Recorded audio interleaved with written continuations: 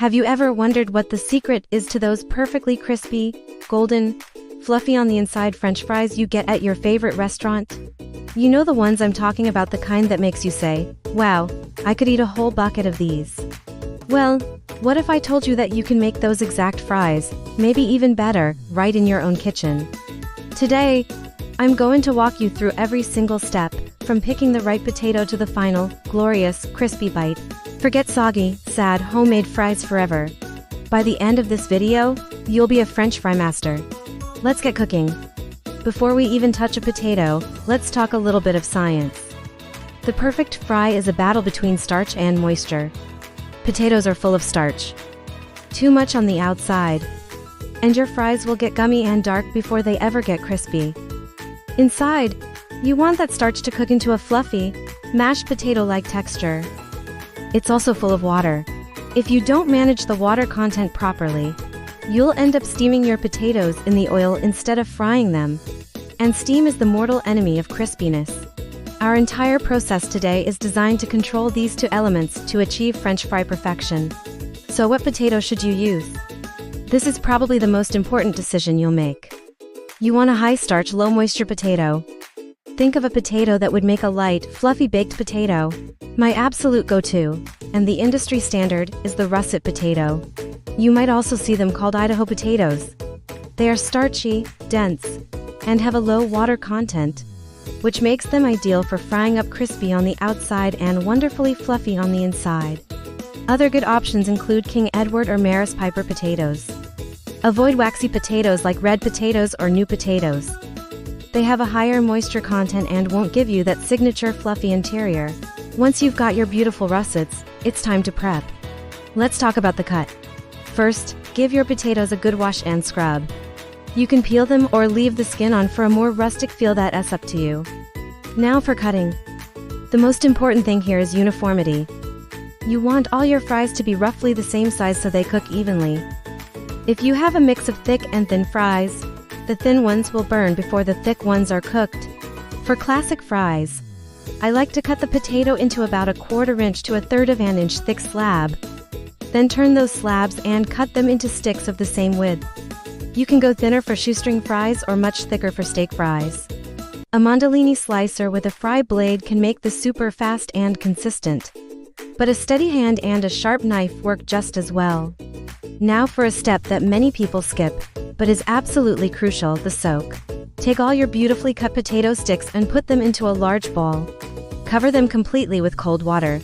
You'll immediately see the water start to get cloudy. That's all the excess starch coming off the surface of the potatoes. Let them soak for at least 30 minutes, but an hour or two is even better. If you're soaking them for longer than 30 minutes, pop the bowl in the fridge. This step is non-negotiable if you want truly crispy fries. It rinses away the surface starches that can cause the fries to stick together and prevent them from getting that perfect golden brown crust. After the soak, we have another critical step: drying. Remember how we said water is the enemy of crispiness? We need to get those potatoes as dry as possible. Drain the water from the bowl and lay the potatoes out in a single layer on a clean kitchen towel or a few layers of paper towels. Then, take another towel and pat them dry. And I mean really, truly dry. Get every last bit of moisture you can off the surface. Not only does this guarantee a crispier fry, but it's also a safety measure. Adding wet potatoes to hot oil can cause it to splatter violently, which is very dangerous. So take your time with this step, it's worth it. Alright, our potatoes are cut, soaked, and dried. It's time for the magic, the double fry method. This is the real secret to restaurant quality fries. You're going to fry them not once but twice. First, let's talk about oil. You need an oil with a high smoke point, meaning it can get very hot without burning. Great choices are peanut oil, canola oil, or a general vegetable oil. Fill a heavy-bottomed pot or a Dutch oven with at least 2 to 3 inches of oil. You want enough room for the fries to float freely. The first fry is what we call the blanching fry. Its purpose is to cook the potato all the way through. Heat your oil to a medium temperature, around 325 to 330 degrees Fahrenheit, or 160 degrees Celsius. A thermometer is your best friend here. Carefully lower a batch of your dried potatoes into the hot oil. Don't overcrowd the pot, fry in batches if you need to. Overcrowding will drop the oil temperature and lead to greasy fries. Cook them for about 5 to 7 minutes. They won't get brown. They should be soft, pale, and a bit limp. They are fully cooked, just not crispy yet. Use a slotted spoon or a spider strainer to remove them from the oil and let them drain on a wire rack. Now for the resting period. Let the blanched fries cool down completely on the wire rack. This allows the internal structure of the potato to set and any remaining moisture to steam away. For the absolute best results, you can even chill them in the refrigerator for at least 30 minutes or up to a few hours. This cooling and drying process is what creates the space for that final, shatteringly crisp crust. While they cool, you can turn up the heat on your oil. It's time for the grand finale, the second fry. This one is all about color and crunch. Increase your oil temperature to a much hotter 375 degrees Fahrenheit, or 190 Celsius.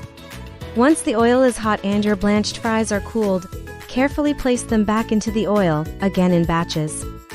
This time, they'll cook much faster, only about 2 to 4 minutes.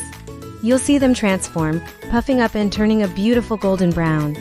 Keep them moving in the oil so they color evenly. Once they reach that perfect golden hue, remove them from the oil and let them drain on the wire rack again. Listen to that sound. That's the sound of success. Now for seasoning. The time to season your fries is the second they come out of the hot oil. That's when the salt will stick to them best. Transfer your hot, crispy fries to a large bowl and immediately sprinkle them generously with fine salt. Give them a good toss to make sure every single fry gets coated. Don't be shy with the salt. Of course, these fries are incredible on their own, but let's talk about dipping sauces.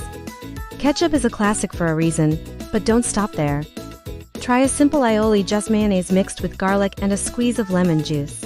Or maybe a spicy chipotle mayo. You could also go for a fancy truffle salt instead of regular salt.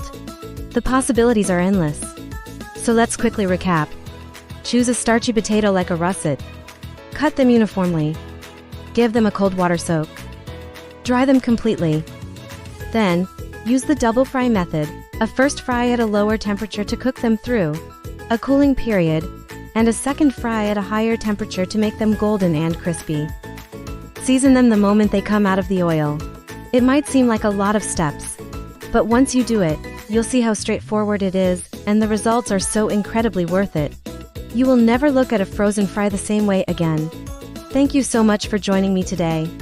I really hope you give this a try and unlock the secret to the perfect homemade French fry. Let me know in the comments how yours turn out. If you enjoyed this video, please give it a thumbs up and subscribe for more delicious recipes. See you next time.